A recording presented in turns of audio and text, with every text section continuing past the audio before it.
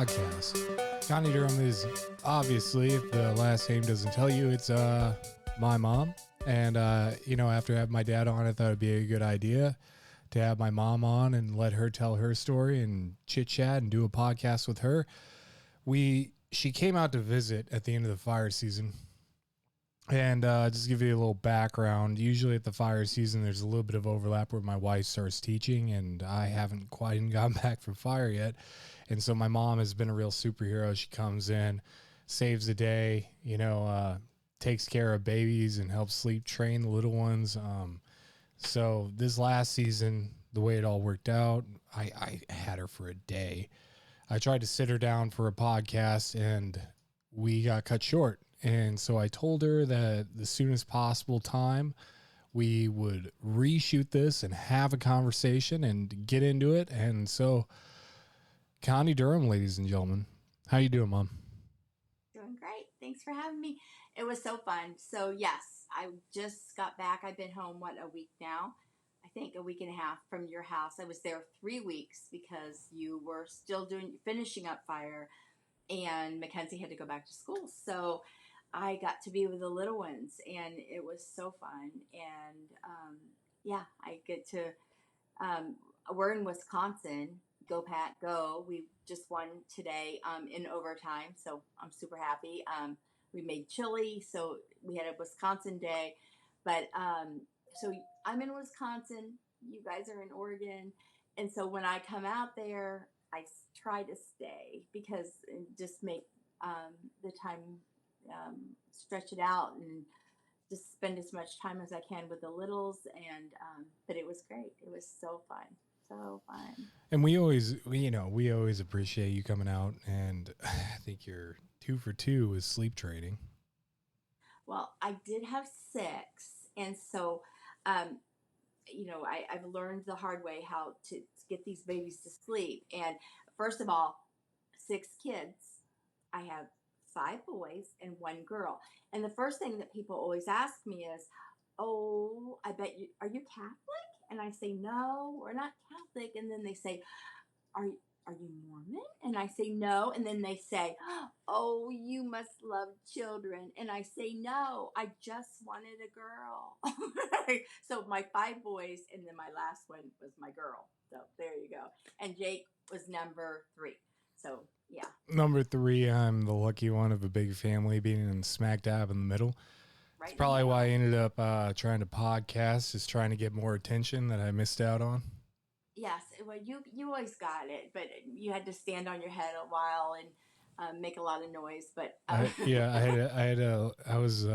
had to be the weird one with try to do magic tricks and stuff. I was one of those kids. You danced, and I think Knox might be just like you. He's pretty cute. Was I that cute? He's pretty cute. I think he's way cuter than I ever would have been. He's got so Knox is Jake and Mackenzie's number 2. So the first one's Charlie Sue, and then Knox, and then another one on the way. But Knox is 14 months, I believe. So walking, but I was there, and he's a boy, and and girls like to climb too, but he likes to climb and stand on one foot on a very high place and balance. And so my whole time there was just trying to keep him alive while you were gone. Yeah. And, and that is pretty much what I do every day, is trying to keep those kids alive. Knox, he's a funny kid. I come around the corner every day, and he's trying to do pull-ups on the counter, or he's deadlifting the walker, and he's sitting there grunting at me as he's staring at me like he's in the gym, like, he's a little Neanderthal baby. He is. So he's a sweet, sweet lover boy. So he is a lover boy. He is a big ball of love. He'll open his mouth and just open mouth kiss you when you're not looking at it, not looking for it. So cute. So David, so we have 10 grandchildren, which is crazy and so fun, and just getting to know all of them, and then trying to be in each of their lives in a special way, and not and you guys living away, and not everyone living here, but it's just so where it's starting to get so. I mean, it's always been fun, but it's really fun. And my oldest grandchildren, they're in ball games and football, and so and then taking Charlie Sue, Dick's daughter, to ballet, and it's about yeah, we're having fun. So there you go. Yeah, I mean, it's kind of turning into your yearly routine where you make the rounds around the country, huh? I know it. It is, and I love it.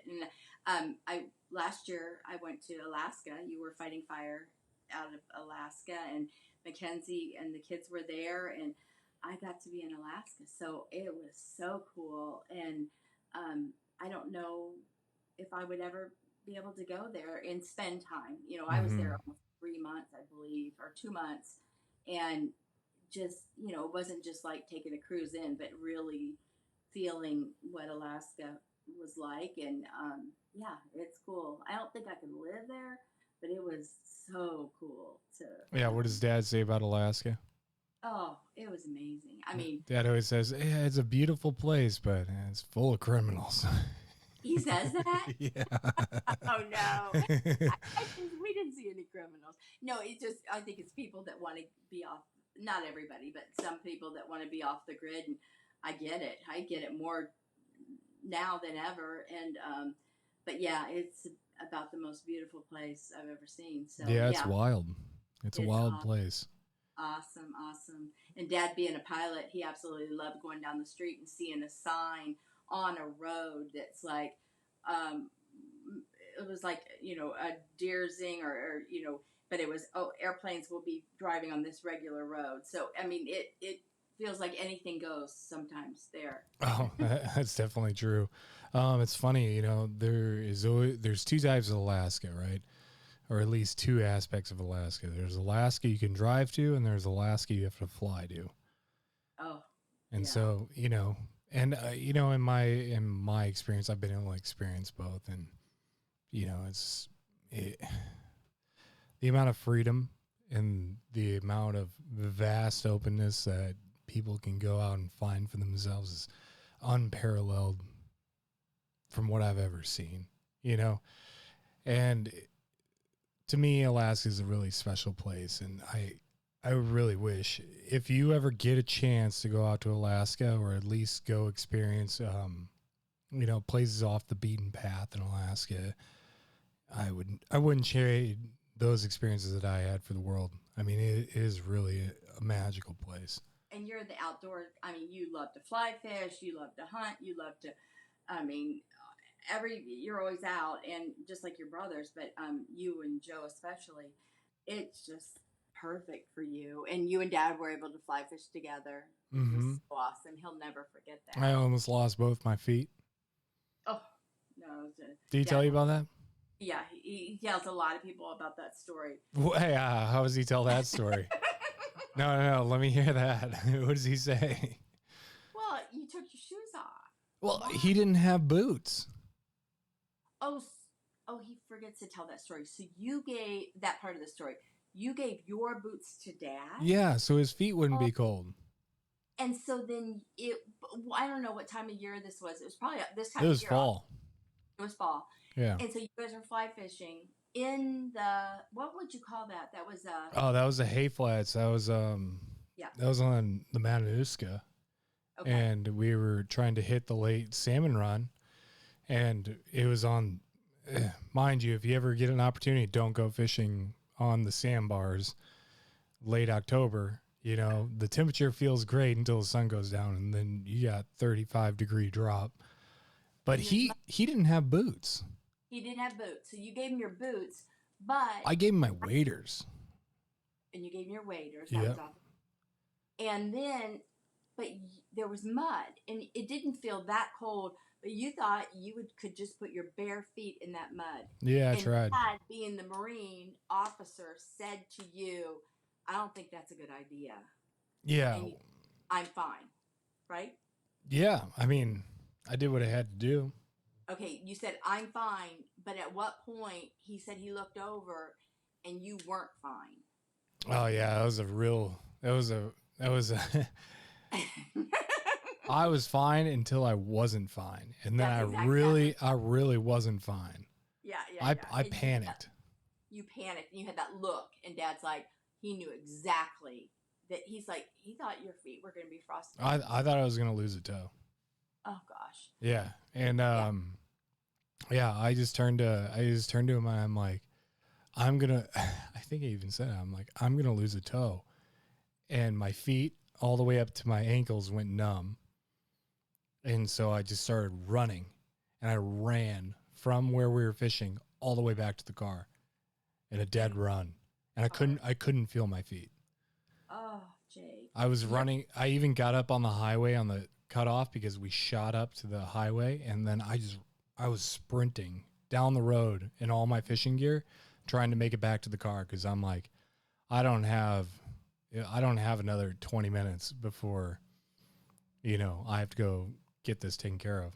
so firefighter you, Marine you, and outdoorsman you learned a lesson that day. Yeah, I've never been in that position. I have been in a lot of, I've been in a lot of bad situations.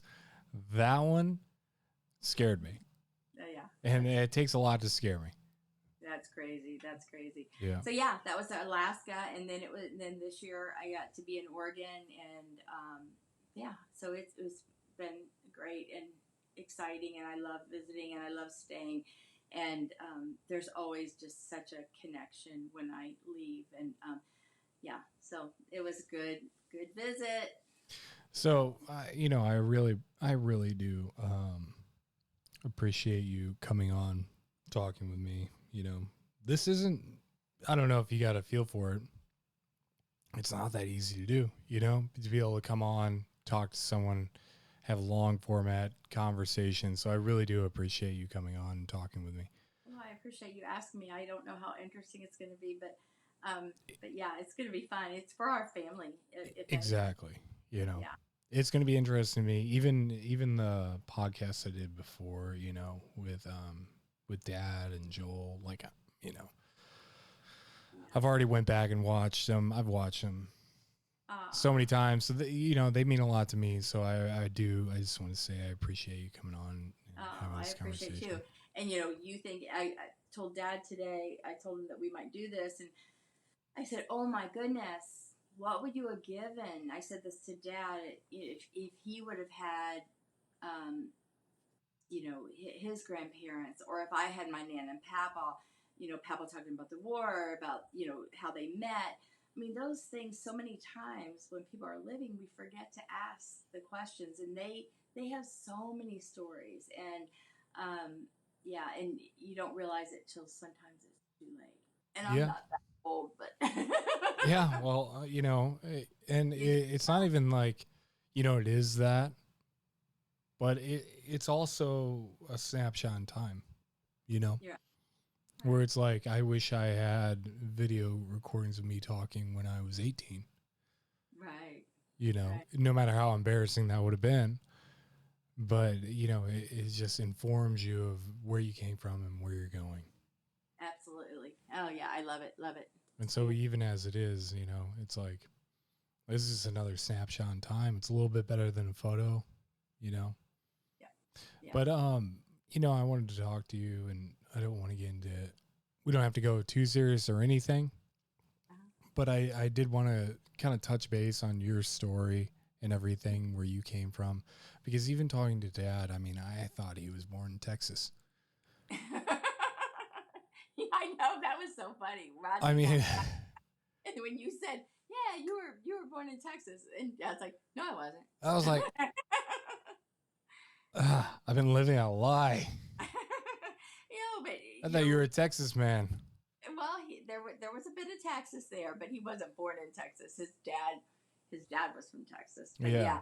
So Dad and I grew up in Ohio, and you know that, and went to the same high school and middle school, and I always say we didn't date. I dated his best friend, and but yeah, I grew up in Ohio. My grandparents were in Ohio, so my Nana, I called Nana and Papa, and that was my mom's parents, and then there were four girls, so she had three sisters, so, and those are my aunts, and they all lived in outside of Columbus, and so of course, go Buckeyes. I mean, scarlet and gray, and my mom went to Ohio State. Dad went to Ohio State. I know he said that in his podcast, and so, I mean, Columbus, but we lived in the suburbs, which was Westerville, and we went to Westerville South, and my cousins went to Westerville North. We were big rivals, but my cousin and I, she was my first best friend, and so cousins were very close. We were always at my grandma's house,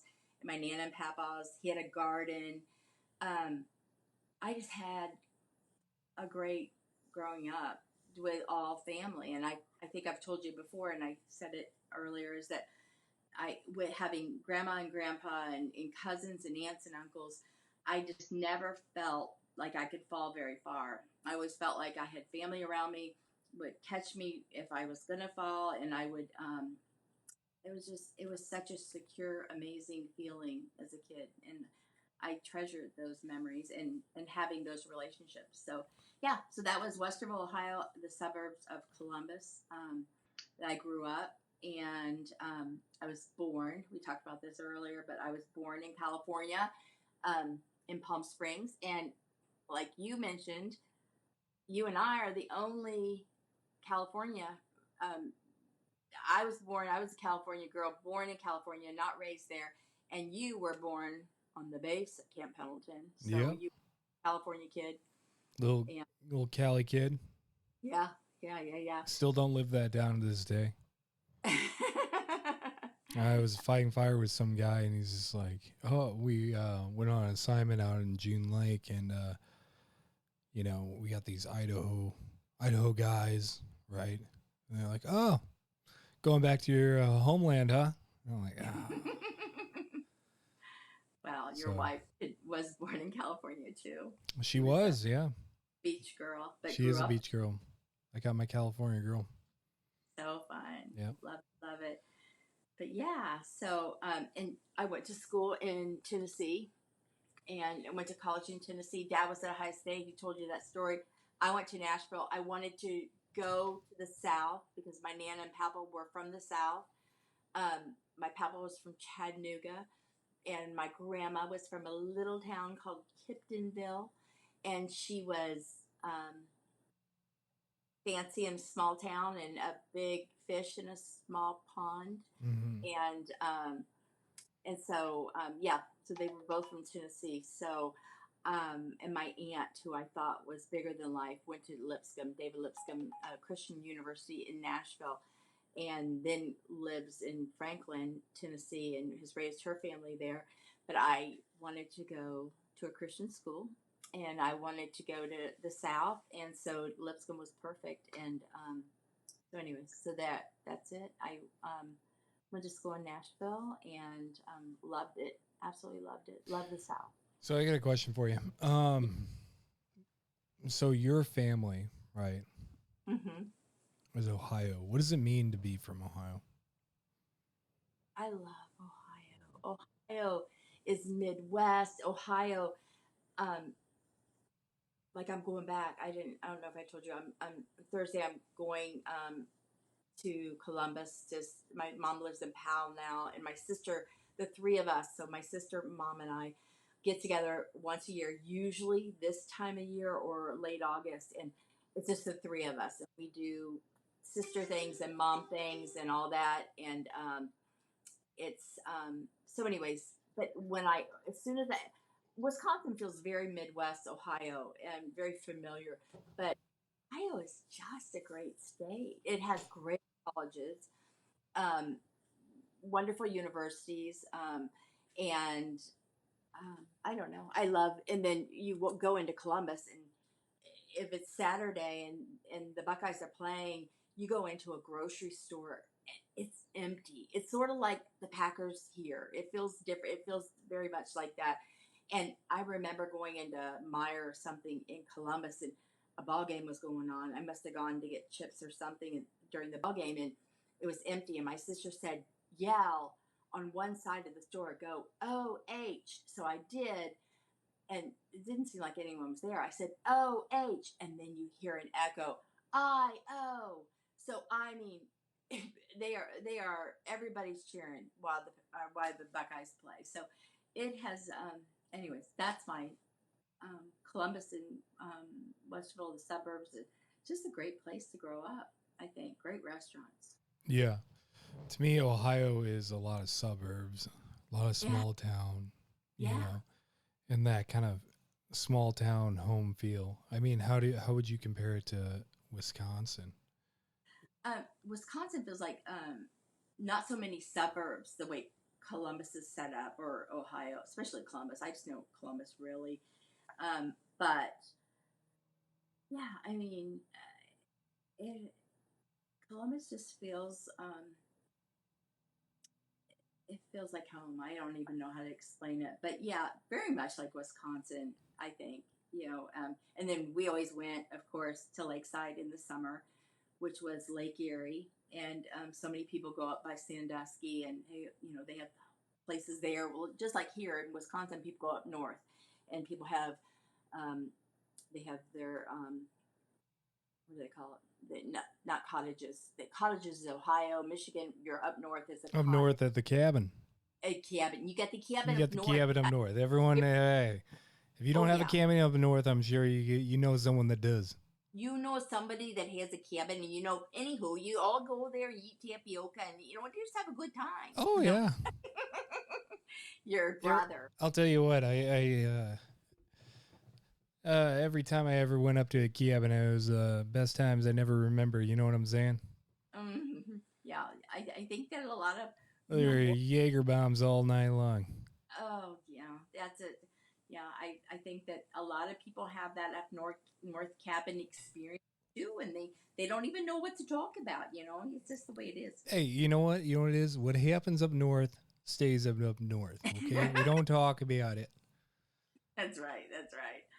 Anyway, so if you're from Wisconsin, you know this. Okay, Jake, I'm going to give you a because you've been away for a It's been bit. I've been away for a long time. My So, my Wisconsin accent is wavering. but your brother, I mean, he acts like he was born, raised his whole life, and he's got that anywho that he talks He just has like that corn cob up his butt. he just does. I can't do it as well as he can. But okay, so when we came here, you started school, and what did they say? They said, what do they call the drinking fountain? Oh, bubbler. The bubbler. You say that anywhere else, and they go, "Hey, you're going to the bubbler to get a drink, Anywho, and then you stop at the stoplight, and it's called a I don't know. stop and go. Stop and go? Stop and go. Did you That's know what that? they know. Stop and go. I'm like, what's a stop and go? That's where you buy a soda and you get gas, Yeah, right? stopping. Stop and go. Stop. Stop and go is where I pick up my smokes. Right there you go. Well, Jake, you I, got to delete I that. don't. Okay, so then here's another question: what is the drink of if you're up north and you're at a supper club, because everybody goes to supper clubs. And a fish What fry? drink? Oh, you got the Friday fish fry. Who has Oh, the best Friday fish fry in town? But no, what's the drink that everybody drinks here? the spotted Um, cow. well, the beer, spotted cow. Yeah, Yeah, people what will else do you cross the drink? border. We have to smuggle the spotted cow out, and people want us to fly. No, but then the drink mixed drink. Oh, you talking about an old fashioned? He's an old fashioned. It's an Everybody old fashioned. has. Yeah, isn't that funny? Oh yeah. Yeah. No, I talk about Wisconsin way too much to people. It's pretty good. Cheese curds. Oh, God, best cheese in. Ah. You know what I had 2 nights ago that was kind of a blast from the past. It was the restaurant me and Mackenzie went to for our anniversary was selling frickles. What was it? Frickles. What's that? You've never had frickles? Fried pickles. Yeah, frickles. Oh, love. I didn't know they were called Oh, that. fried Oh, pickles. good. With Yeah. a good dip. Oh, Oh, and they were fancy frickles too. fancy pickles. They weren't. They were fancy. They were some of that naturally resourced homegrown pickles. homegrown pickles. What did you get? Was that your side, or was that your, that wasn't your main? So what did you have with your pickles, your fried pickles? Well, I got it as a starter, and then Oh, starter. Mackenzie tried them for the first time, and I only had one or two. She loved Oh, them. nice. Oh, she loved them. Oh yeah, and they were Oh, like beer battered and like oh, yes. oh, they were so good. They were Oh, amazing. I love it when Mackenzie tries something for the first time, and she's just like, oh. She said, "I don't like soup," and then I made her my cheeseburger Can soup, you and believe that? How long did she go saying that she did not like soup? Her I'm whole not life. Her whole life. I really. don't like soup. No. And then I made the cheeseburger soup. She's like, "It's the best cheeseburger soup I've ever had." She's like, "I've never, best soup I've ever had." So I was so happy. I think she even took it to school. So Yeah, and that's when she's such a particular person where she, yeah. she likes what she likes. I Yes. love, I was sitting there. I'm like, listen, you like pickles, all right? You like things deep fried. Oh, You're gonna like this, all right? oh, It's an that easy was sell, but she was a big fan. She really easy. liked it. So, Oh so yeah, very but good. coming back to um your story, right? Yeah. So you were born in California. Born in California. Born in California. Now, one of my favorite stories is about your dad and about how that all happened. So you didn't. What year was it? How old were you when you finally met your dad? And go into the backstory. And I probably didn't introduce that well, but So, my biological dad, I grew up not knowing him, just knowing a little bit about him. I knew because my mom and dad separated when I was very, very young. So I didn't know him, but I did know he was Welsh. So he was from Wales. And I did know he was from a big family.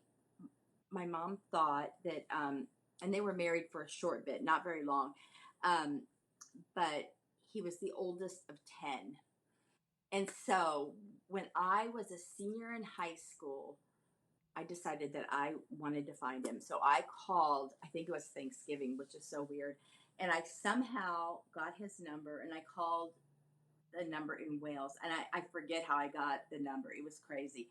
And I called and I asked for his name, and somebody answered, very strong Welsh accent, and put him on the phone. And I said, "This is your daughter, Connie Sue." From the United States. And he said, "I knew that there would be a day that you contacted me." And he was so kind. But then he was in Wales. We didn't meet. We just talked. So then dad, after I married dad, and then he lived part of the year, I knew, half the year in California. I was born in California because his job took my mom there. And so half the year in California and then half the year in Wales. He was, again, the oldest of 10 kids, and they were coal miners, and my grandfather was. I never met him, and my grandmother. But anyway, so after dad, we were at Camp Pendleton. So dad, we went there, with the Marine Corps where you were born. I think it was right after you were born. It was like 91.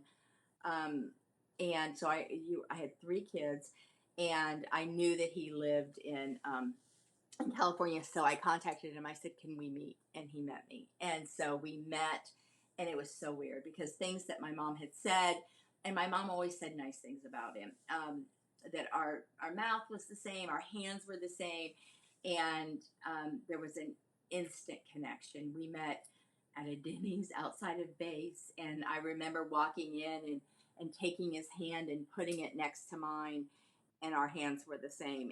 And I said, and then he stirred his coffee, and I said, "My mom said you stirred your coffee that way." And he would say if he were here, there was a connection. It was like there were similarities, and but anyways, he was very Welsh, and he had a strong accent, and he was very interesting, and so um, for a while we met, and then we lost contact for a little bit, and then Jonah, is after you. So number 4 boy had a report or something for school, and he wrote him in California, and then we years later we rekindled it, and then I saw him every year, probably every 6 months or something, until he died. And so it was such a great relationship, and one that we, I started and kindled and after I was an adult, but it was one that I just treasure. And we both, I didn't grow up with him, but there was such a neat relationship that we had. And you got to meet him when you were in high school, right? Yeah, I remember that. Yeah, yeah, yeah. So, so how did that, I know you say, all in all, how it ended up was great. What, Jake? But I mean, all in all, how it ended up was great. But how was that growing up, not knowing who he was, or what did your mom say about him? So I had a stepfather, but I knew, I didn't know much about him. But my mom always said, um, she said kind things. She didn't say, she always said kind things. She always said that we were alike in a lot of ways. And she always said he had a very kind heart. Um, and, the other stuff I found out for myself. I mean, nobody's perfect, but it allowed me the ability to learn about him on my own, and it was just good. I mean, again, like I said earlier, I had so much family. I had my grandparents and my aunts and uncles, and so I never felt like um, I always wondered what my dad was like, and I wondered if he thought of me, and I always wondered if we would enjoy each other, and what would that would be like, and when I did meet him and we did have a relationship, it was amazing because I know that it filled that hole in him and with me, and it was just crazy great. I mean, it was really neat. It was a great relationship, and we were probably only close to him about 6 years before he died, and but it was worth every every um, every time I went to visit him, and I got to know his sister, and then through Facebook, I got to know his other brothers and sisters, and it was just neat. So it was great. I mean, You were never angry as a kid, or never wondered I anything? I didn't feel that. I don't know why. And a lot of people want to say, "Oh, you missed your dad, or you were mad, you felt abandoned," and for some reason, I didn't. I Mm-hmm. um I think it's because my mom didn't say didn't present it that way, Yeah. So it allowed me, if there were and if there were forgiveness, if there was forgiveness, I went into it like starting that relationship right where as a new person, not as old baggage, and because I did that, he was able to um, just not carry all that guilt. He didn't talk about it, but I know it was so there, and um, and because of that, it was wonderful. But I think I didn't have any hard feelings or um, Did you ever figure out why they broke up? um, I just think that they're so different, and he was previously married, and so yeah, I just think that it was my mom was a lot younger than him, and I think she fell in love big time with him. He was sort of a Casanova.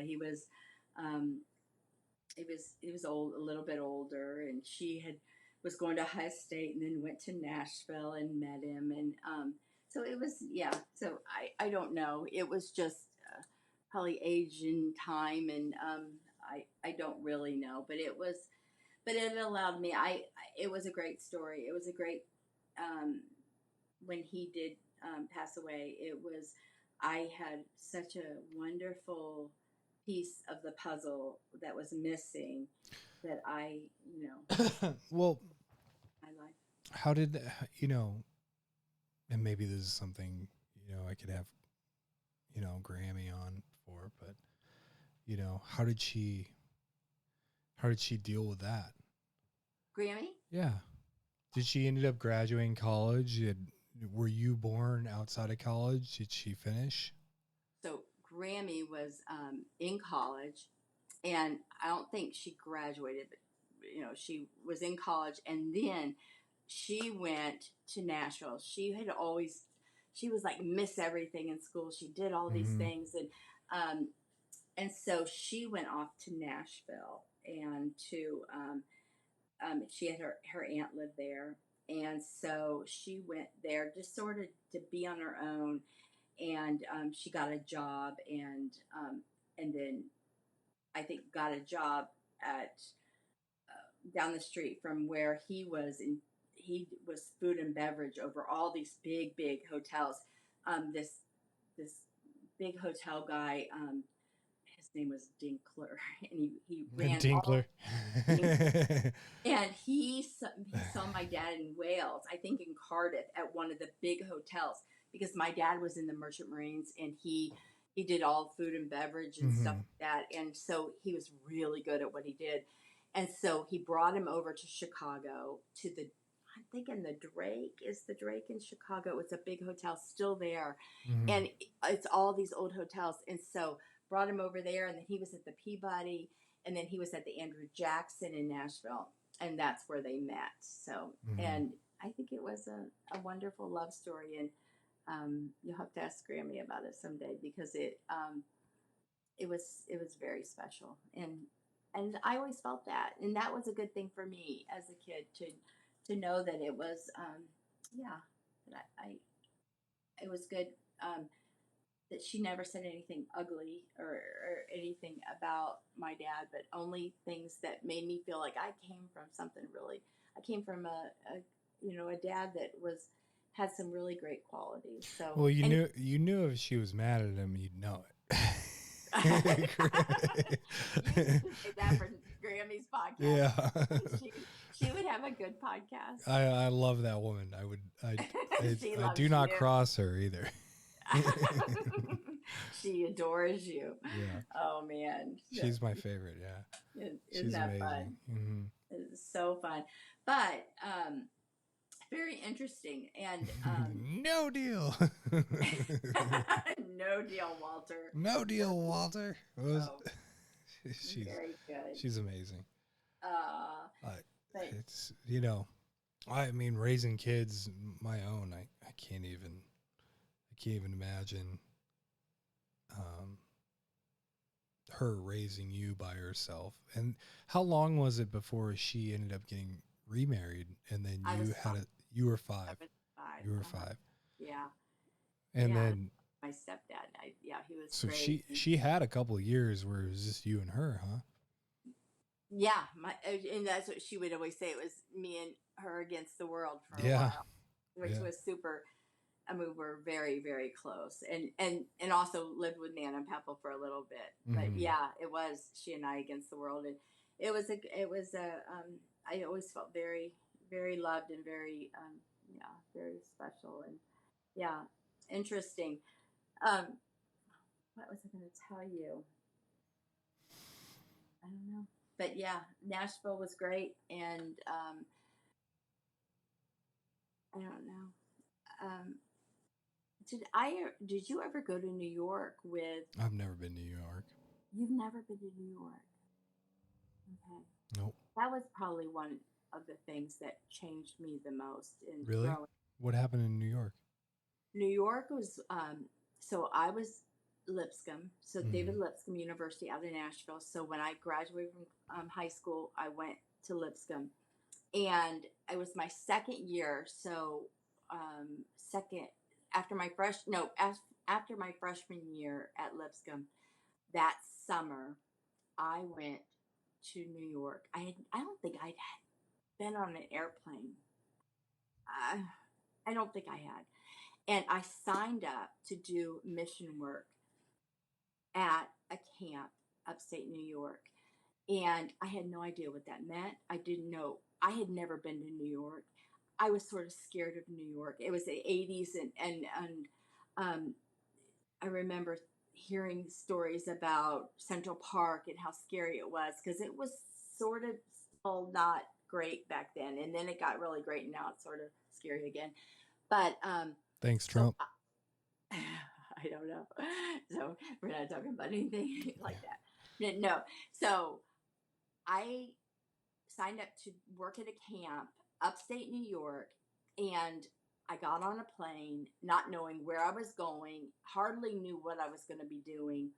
And my Nana, though, had been to this camp. I don't know if I told you that. Nana had been to this camp because it was a Church of Christ camp in upstate New York. I really didn't know that when I signed up. So I got on the plane, got off the plane, and there was a guy standing there that said, with a sign that said Camp Shiloh. So it was, so I fly into, I think, LaGuardia, I don't know.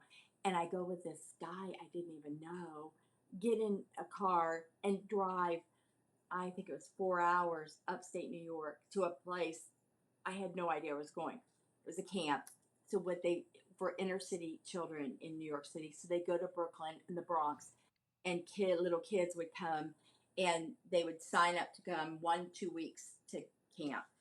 And I was a counselor, and it was absolutely life changing. It was. I think I knew Jesus. I went to a Christian school. I always, Jake, it was so odd. I don't know why, but when I was little, we lived in Michigan for a short bit and in Ohio. And back in the 70s, they had church buses, and they would come around neighborhoods, like sort of like the ice cream man. And they would have these little blue church buses, or I don't know what color. And I would just stand in the corner and get on any church bus that came around. Now, I didn't really know who Jesus was, but I knew whatever he was. I was so drawn to the Lord at a young age, and I wanted to know him. And if people went to church, I wanted to know what they were about. And I don't know. I was always so drawn to the Lord, and I don't really know why. And so then that's how it was when I went to Lipscomb. And what's that? Some car outside. Oh, but anyways, so went to Lipscomb, but that camp was, I think, where I really encountered Jesus, and it was working with inner city children. Some of them had very hard lives, and there weren't very many. Um, there was probably 7 counselors, and I had 7-year-old little girls, and I'd sit and braid hair, and they would touch my skin, and it was absolutely life changing. So Yeah. anyways, that was my summer after my freshman year in college, Mm-hmm. before Dad and I started dating. Mm-hmm. And so yeah, that was really cool. Yeah. I kind of had that in Kansas. It was a bit different, but being Kansas, and we would take busloads of kids from areas in Kansas that are, hurting, and we'd take them to Colorado. And, the things You I learned from doing that. and you were a counselor, Mm-hmm. and it was a Christian. It was a Christian camp. It was Yep. with Aunt Deb, right? Mm-hmm. Was it? Was it Youth Corps, or was it? No, it was Youth for Christ. It was Youth for Christ. Yep. And I forget. Did you have how many boys or?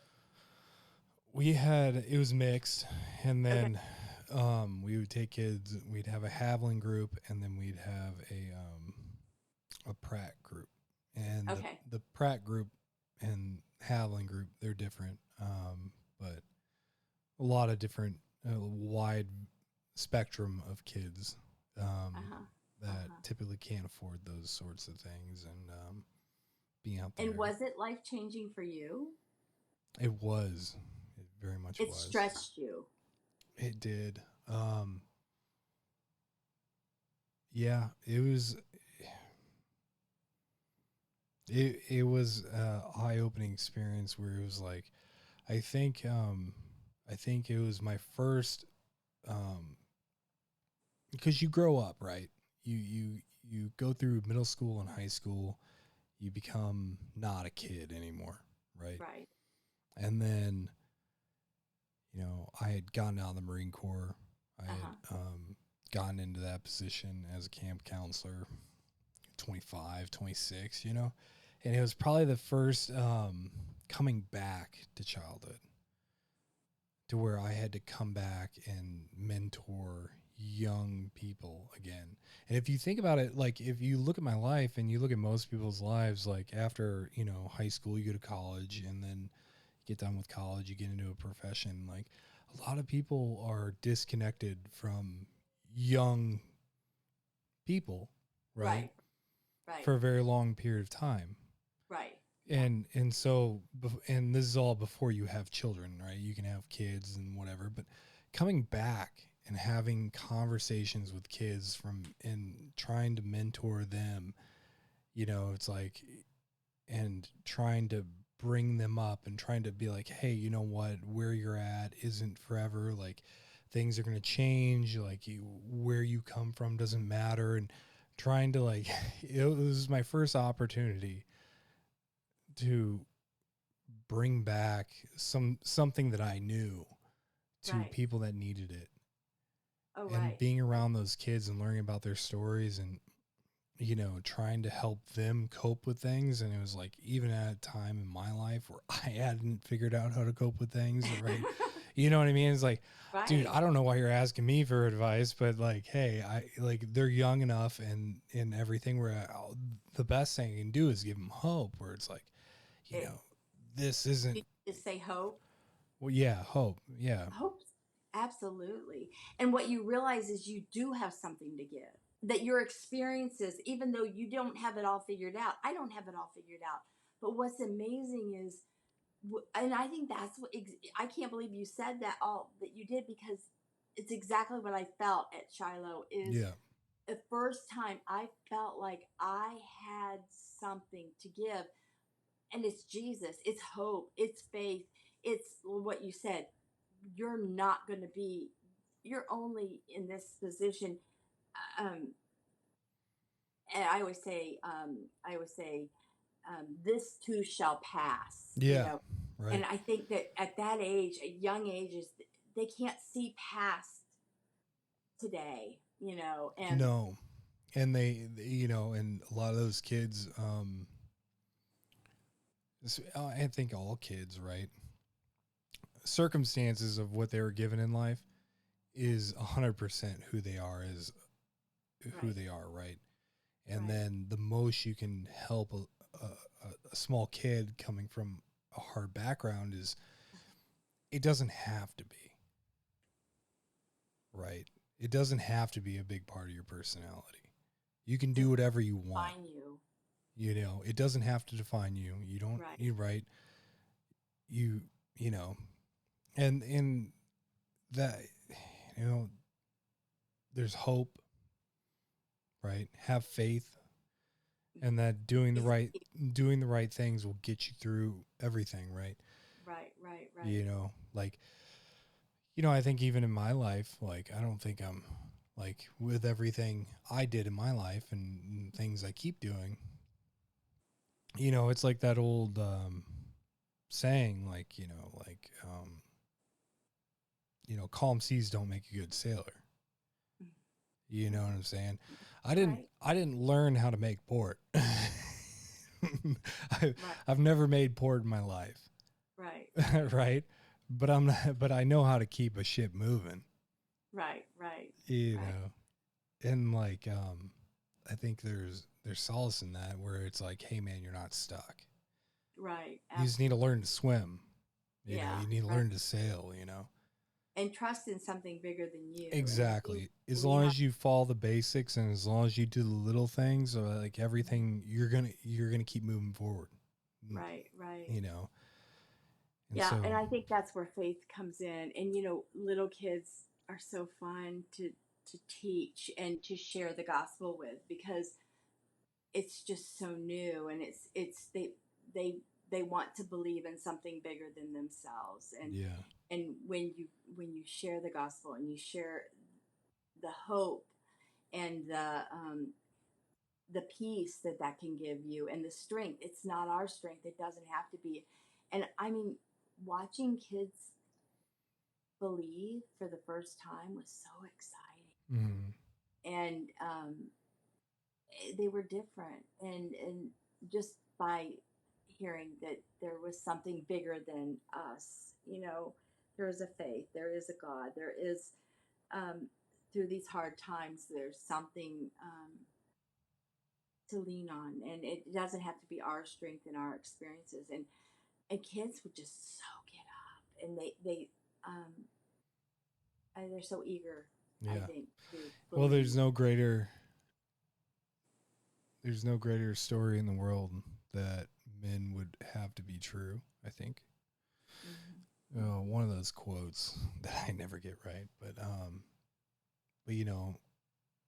it's coming up from a rough background, coming up from hard situations or whatever happens in your life, you have to have faith in the process, right? You have faith that you're going to be taken care of on the other Right. end of things, right? There's hope, right? Mm-hmm. And Mm-hmm. and coming up, I think I took a lot of that for granted, you know, Mm-hmm. and How? Just. well, I mean, I think that anyone who doesn't have a Christian or religious background, Mm-hmm. I think the only thing that does make sense is a nihilistic viewpoint. And you think hope and faith are something that are obvious, like, oh, if you're a good person, things are going to work out. But, that is something that you have been blessed with, that you were taught at a young age. There's really no reason to think that. Mm-hmm. Mm-hmm. There's And a really, lot of they don't work out, but exactly. And yeah, a lot of times it doesn't work out. But here's the thing is like, how can why should I be good? right, right. Why shouldn't I do everything I can to make money and and to make a name, whatever, right? Mm-hmm. Why not? Why shouldn't I take every opportunity? Why shouldn't I rob, cheat, steal, and do everything I can to move forward in life? Mm-hmm. If especially when you start out on the bottom, it's like, what do you mean? I don't have Right. anything. You know what I mean? Like, Mm-hmm. and you have to give them, you have to teach, especially young children, that like, hey, man, there's something on the other side of good, Right, right, right? right. It Yeah. might take a minute. Have Mm-hmm. faith that these things will work out when you believe Right. them, right? Trust that being a good person is the long run strategy, Mm-hmm. right? Mm-hmm. And it'll be more beneficial and it'll be better for you in the long run. And these things that you don't think that are available to you eventually will be, right? Right. But you have to trust in the process and you have to give up to faith, and you might not see the end results right away, but trust that eventually things will pan out. Mm-hmm. And yeah, I mean, and that, to be honest, man, like, man, to be honest, that is a hard thing to sell, Mm-hmm. right? Well, it is because, and a lot of people think that bad things, just because you're a believer, that bad things won't happen, and that's just not true. And it's not about, Exactly. yeah, it's not about us, and as Dad says, and it's about him, and it's about um, it's about his strength and his peace, the peace that passes all understanding, and that only comes when you give up trying to figure it out yourself, because I don't think we're going to figure it out. But I believe with all my heart that there there's something bigger than this, and that when we live and walk with Him, that the peace, His peace, will be given to us. And I saw little kids do that at camp. I saw giving them hope, not saying so much that if you do it all right, then you're going to have a great life, but more that that there was a love. A lot of them didn't have a father, Well, it's and meaning. What? It's meaning. Can you hear me? Yeah, yeah, yeah. Yeah, it's meaning. It's well, like not everything Oh, is going to work out, but even your suffering has meaning. absolutely. Yes, You that's right. know, Exactly. Exactly. And we suffer with him. I mean, with, and I don't. There is something when people, when kids, and you do give them hope, and you do share the gospel, and they realize that it's just not about today, no, you know, and because then you're just, I mean, I if I live just for today, I don't think it will ever pass, and I can get really, really yeah, down. yeah, But there's a bigger picture, and but yeah, but back to camp. I mean, I think I think you explained it so well, but I felt like I had something to share, and that mentor, and and to and to see lives changed. And I know you did that. I mean, Aunt Deb talked about that with you, and it is life changing when you serve others. yeah. Well, I mean, I am, I am, I have advice to give to people, but I am tripping down a hill most of the time. You know what I mean? Most of I us are. just, like, Most of us are. yeah. So, but I've learned to roll. Yeah, You know yeah, what I mean? Like I'm chasing that wheel. Have you ever seen that wheel of cheese race that they do in yeah, Belgium or something? yeah, You yeah, know the race with you. yeah. I figured out how to tumble all right. You know what I'm talking about. I make it look like it's on purpose, but I'm just falling down the hill just like everyone else. And it comes to a point where going back to where you know I'm I think I'm getting to the point in my life where I feel like a good sailor, Hmm, hmm. and But you don't look it's a like good you're feeling. tumbling. So Huh? I said you don't look like you're tumbling Oh, I'm down. ass over tea kettles. You don't look like it, Oh, Jake. I am.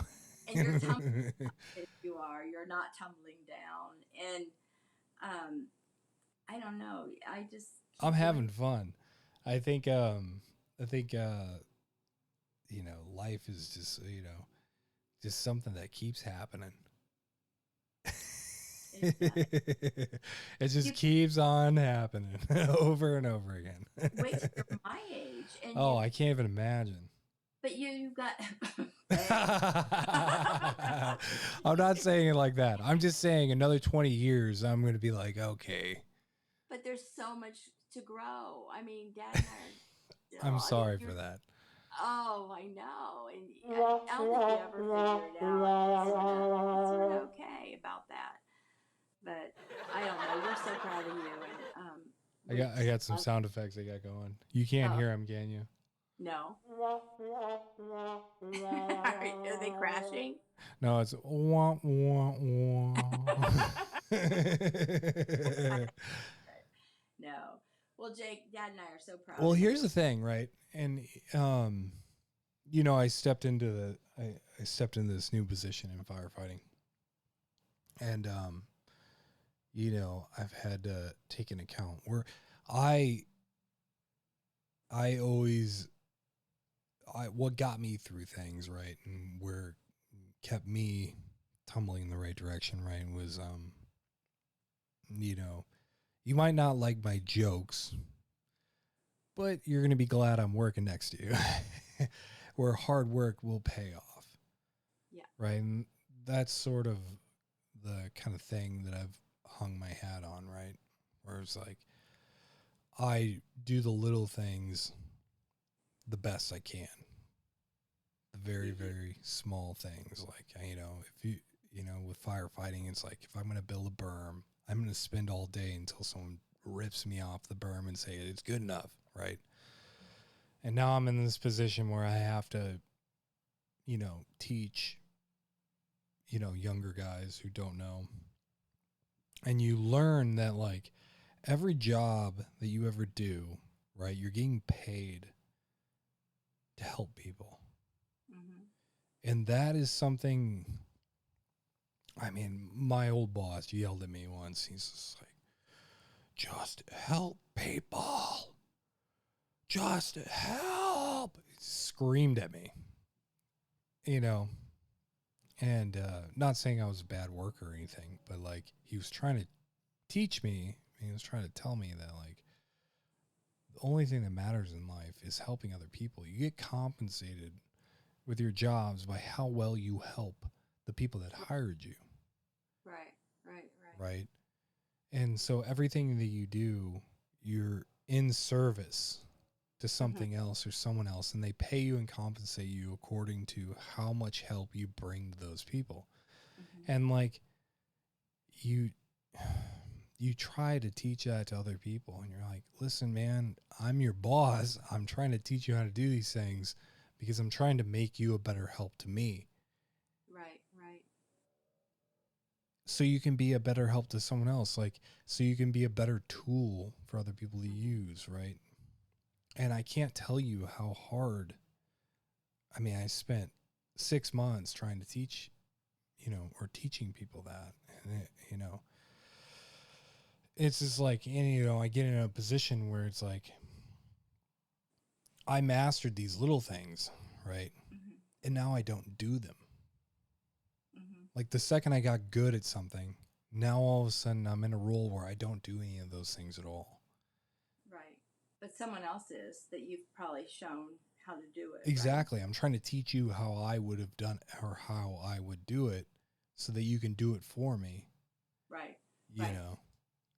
Well, and I heard a pastor say this morning. I was listening, and it is the best way to teach or to show someone is to serve them. Serve, like you're saying, you teach, you serve, you show them how. That's how you lead. That's And everything. yeah, you learned that in the Marine Corps. You've learned Yep. that with fire, and as a father. I mean, that the best way to teach is to lead and to serve them the way that you know it's supposed to be done, and they will follow. I mean, it's the best. It's, I think, the best teaching, Yeah. Well, I mean, yeah, and you do that. I do, but I got a long way to go. I got a long way to go. We all do. Yep.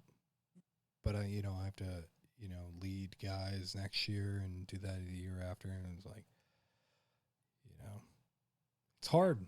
It's hard, man. It's it hard. is hard. It's Well, you're hard. learning, and you'll do that with your boys, and you'll do that with Charlie Sue, and but yeah, that's. But you're a great leader. Dad's always said that. No, I'm not. God, no, I'm not. Yes, you are, No, Jake. I'm not. No, I'm not.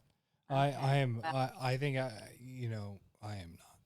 I have so much to learn because the thing is something that was always told me. Fighting fire is easy, right? The thing about fire is people. That's the hardest thing about fire is people.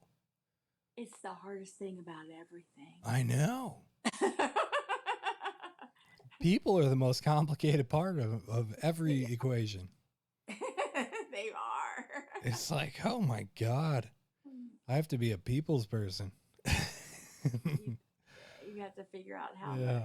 Like, how do I Yeah, get people to do things and keep them happy and provide for, it's just like, you know, you show them how to do it. You I do it. know, but it is the hard, it's way harder than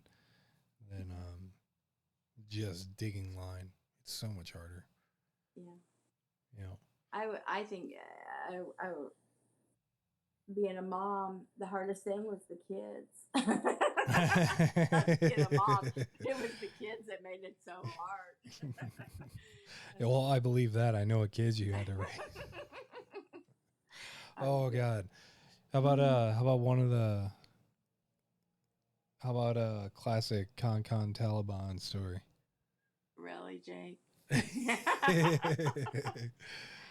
Oh, it was bad. I don't even know if we can say that word, but I when don't Dad went to care. Iraq, Yeah. I taught two boys to drive that year, and so we had the 5 boys, and Yeah. so you were how old? High middle school, 6th grade. You were middle school. Yeah. Oh gosh, and middle school the other way. Yeah. You were middle school. It's hard to keep this thing tame.